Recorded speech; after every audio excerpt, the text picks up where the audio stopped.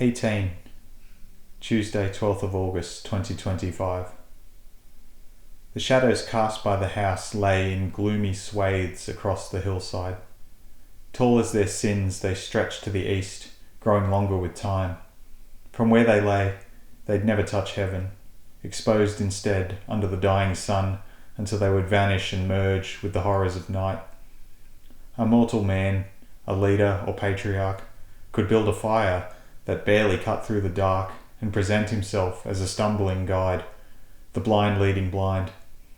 Instead of lighting the way forward, those flames would bring close the monsters unbeknownst, where they lurked out of sight in memories somatic and suppressed. Washed and dressed after his long run, Locrian sought calm enjoyment from his aching muscles, having accomplished something difficult, the woolen jumper that billowed comfortably over his frame, withholding the winter gale, the air that found purchase around his neck and cooled his blood-warmed head. His father's workshop stood atop the embankment nearest to the house, so that it might reign as sovereign, overlooking the greater expanse of the property. And Lockie approached this high place with a reverence he thought of as foolish. Verily the workshop expected no such praise, a rugged cobbling of timber and stone. Windows had their glass shattered in jagged shards, leaving the roller shutter as the only means protecting its interior from the elements. It stood as a symbol of Charles Smith's duplicity of introvert and active father, embodying the qualities of a man with purpose found. Locrian had only recently come to the realization that his father had reconciled his demons and brought peace upon his heart. But now that he was gone, the sun remained lost forevermore.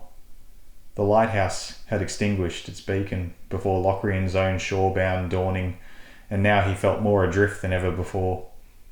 As such, the workshop now appeared before him, decrepit and cold.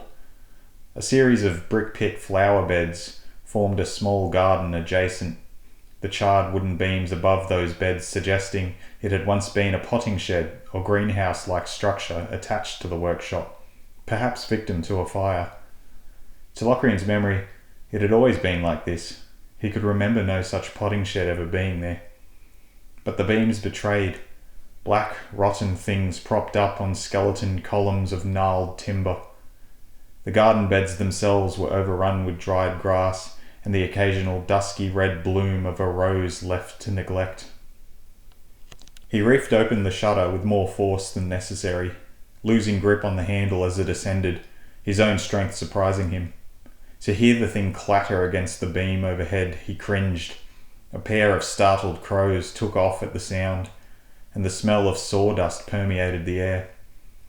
Pulling the switch, the light globe buzzed above him, giving colour and contour to the space left separated from the weakening afternoon light. Locrian smiled sadly to observe the half-finished projects and relics of his past strewn here and there. The workshop had that same fervent energy of his father's house, the musings of its busy inhabitant laid bare and vulnerable to the intrusion of the child unveiling a parent's personal world. So, he had been more than a vigil, more than a footnote.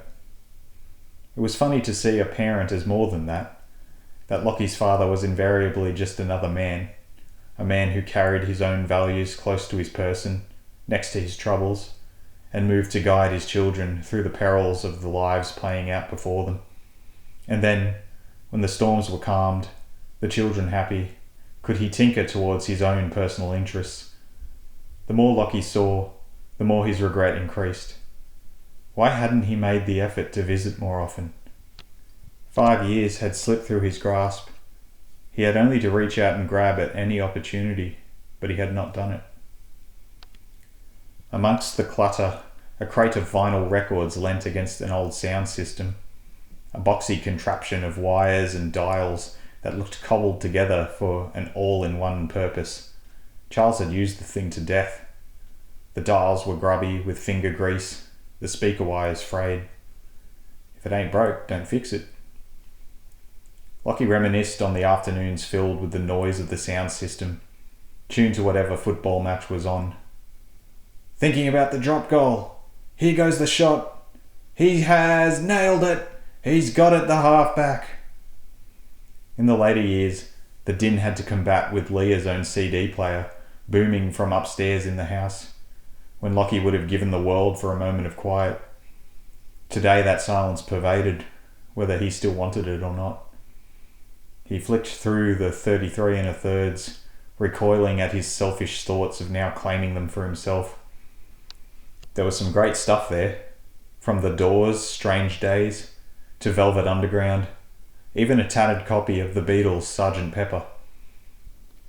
It appeared as though his father had been working at repairing the needle arm that lay next to the turntable, each component placed carefully beside a notepad full of his neat, draftsman-like handwriting. His eyes fell upon a framed Cronulla Sharks jersey on the wall. See what I got? It's cool, Dad. Shame it's the 2014 jersey. Why's that? We came last that year. Must be why it was so cheap. How cheap? Free! Trust you to know what year it's from.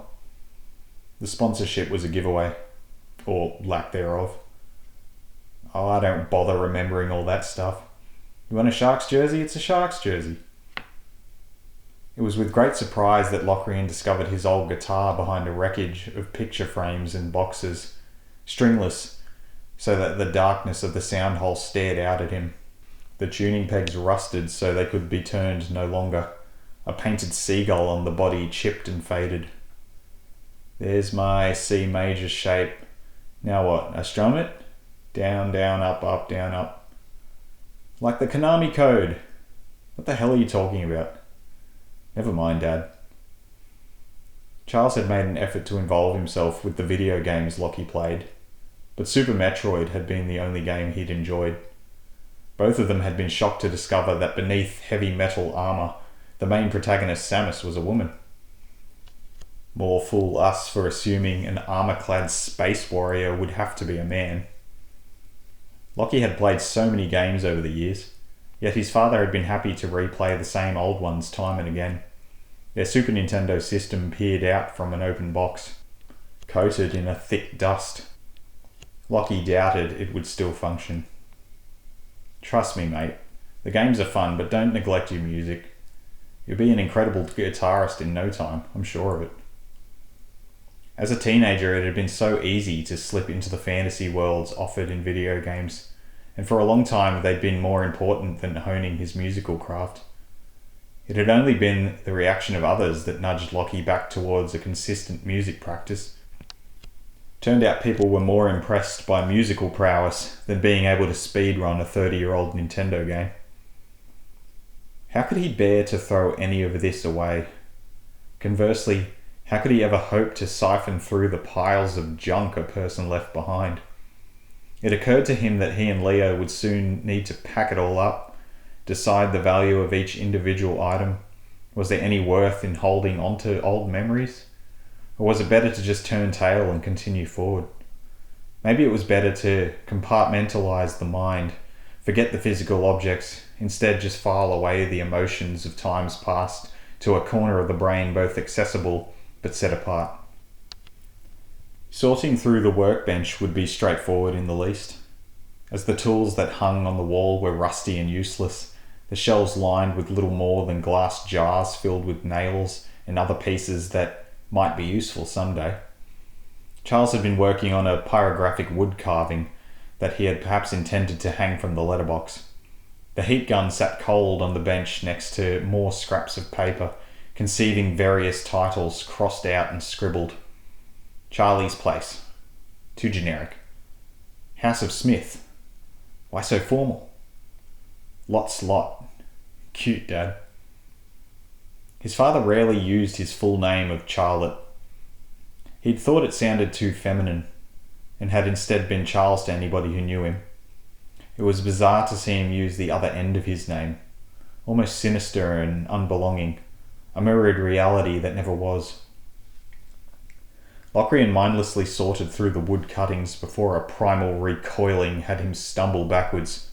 He lurched in horror as a hideous sound cut through the air, that of a writhing hiss, and the sudden emergence of a brown snake that had hidden itself among the rubble of wood.